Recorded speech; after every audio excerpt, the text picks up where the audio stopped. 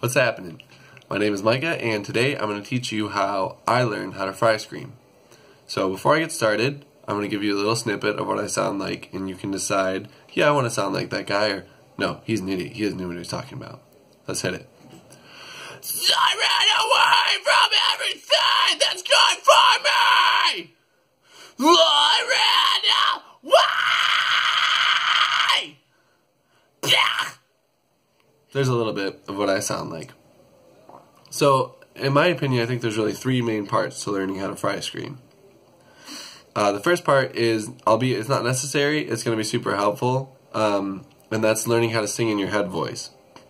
And that'll kind of help you to find the second part, which is figuring out your vocal fry noise. And then the third part is to add power to that vocal fry. So, I'm not in a band. I don't do this for a living. I'm just hobby. Just always like, vocals and screaming. I play drums and a bunch of other instruments. But I think I'm finally at a point where I can, explain and help people that might be trying to do this for a living or might be trying to, make it, I guess, in the music industry. So, the first part is learning how to sing in your head voice. So I'm talking in right now. If you put your hand on your chest, this is called a chest voice. It's your normal speaking volume, it's the normal speaking pitch. But as you go higher up in pitch, the resonation that you'll feel in your chest as you're speaking will start to transfer from your chest up into the back of your throat at your soft palate. So I'm sure you've probably heard of your soft palate before if you've seen other vocal tutorials.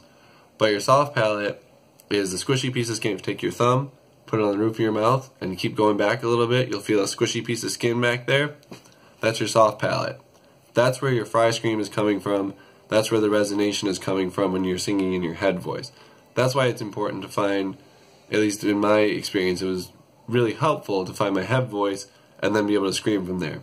Because even when I'm singing in my head voice now, it sounds a lot like, generally it'll turn into a scream. Like if I'm like losing power or whatever, it'll just kind of naturally turn into a scream.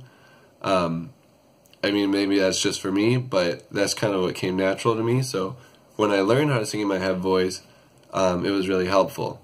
So head voice sounds like, it's those really, really high-pitched notes, and it sounds like bands like Asking Alexandria or Dance Gavin Dance, Periphery. All their vocalists sing in their head voice because it's that, it's super high-pitched. So if I were to go from low to high, usually like in my highest range, I'll start to kind of, I'll lose the note and it'll start to turn into a scream. So it sounds like, whoa.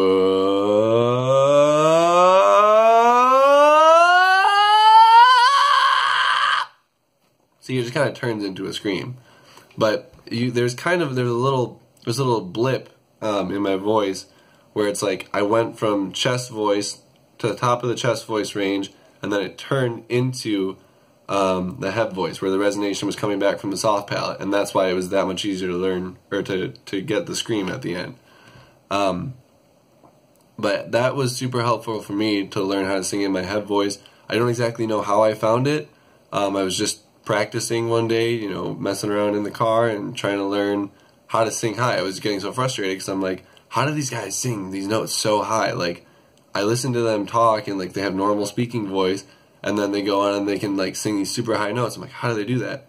And it just kind of flipped. It was almost as if like a switch was flipped in my brain where it's like, oh, you just do this. I'm like, okay. And that just kind of happened by trying to sound like them. I think it was listening to a lot of Devil Wears Prada then, and I was trying to sound like, what's his name? Jeremy. And that kind of helped me to find my head voice. But the second part is finding your vocal fry noise. And the vocal fry noise, for me, it took a long time, and it took a lot of practice in order to find the vocal fry noise. But there was a couple things that helped me out. So the first was, I was listening to a band, Destroy the Runner, and they have a song, I can't remember what song it is, I think it's Saints, but don't quote me on that.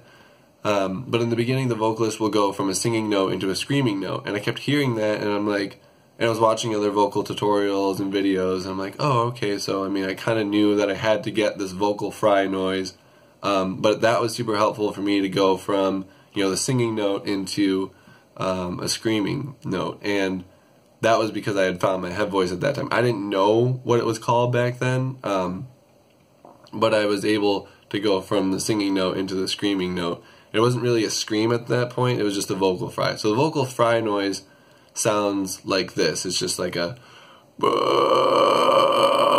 whoa, whoa, whoa. It sounds kind of like a scream, but it's really quiet. And I mean, the last part obviously is to add power behind it, but that's kind of the basis of the fry scream, is finding that noise. So back to the Destroy the Runner thing. So in the beginning, he sings a note that's like, 'cause we all rest, yeah, from our failures.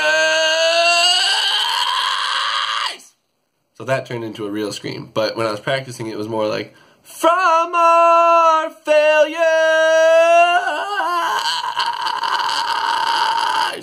So, you know, kind of weird. You know, it's obviously it's not full or anything, but it's finding that noise, that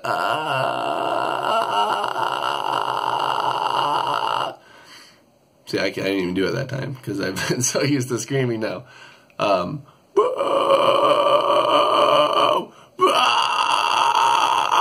So it kind of sounds like a scream, but there's no power.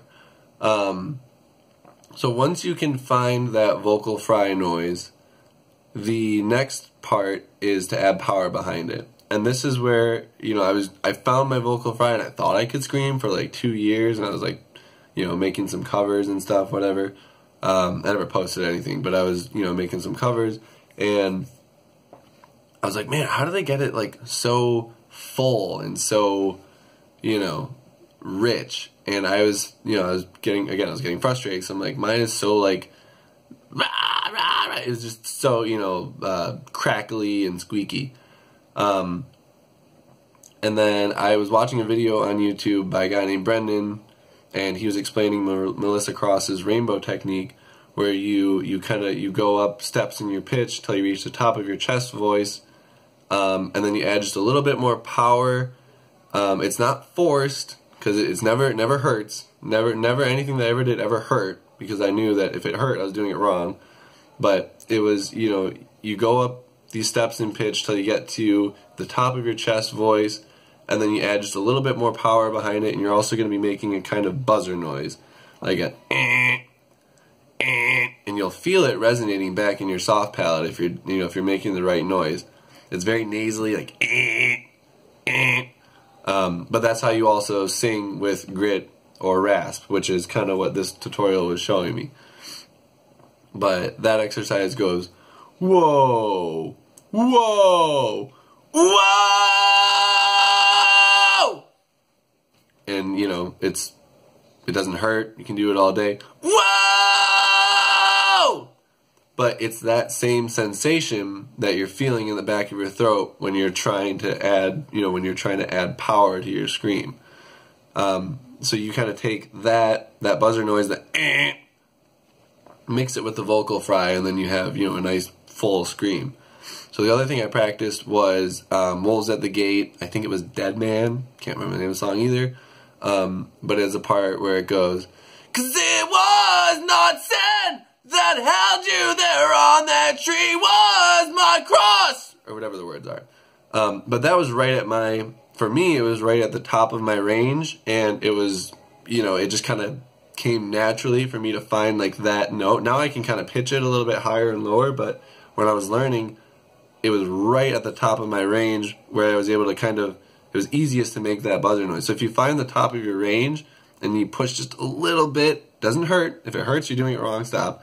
But if you push just a little bit and make, you know, kind of that buzzer noise, that'll help you out.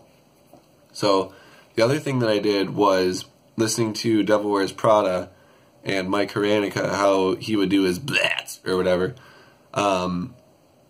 That came super natural to me, being able to make that sound like and so it took me a little bit to realize, like, that's kind of the same sensation, you know, in the back of your throat and your soft palate, but I can just pitch it a little bit lower. And it's very eccentric, like it's, and everything's super tight back here. It's kind of hard to explain. You know, I've heard some people, it's kind of like the meatwad voice or whatever. I don't watch the show, but you know, like this kind of thing.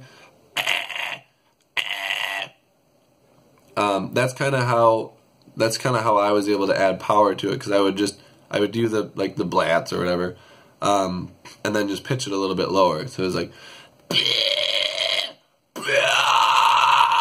and then that just kind of turned into my scream, and I was like, oh, okay, cool. Now I can actually scream. And it didn't hurt in the beginning, but it definitely felt a little bit weird, and I could feel, you know, like these muscles, is because I wasn't using them the correct way before.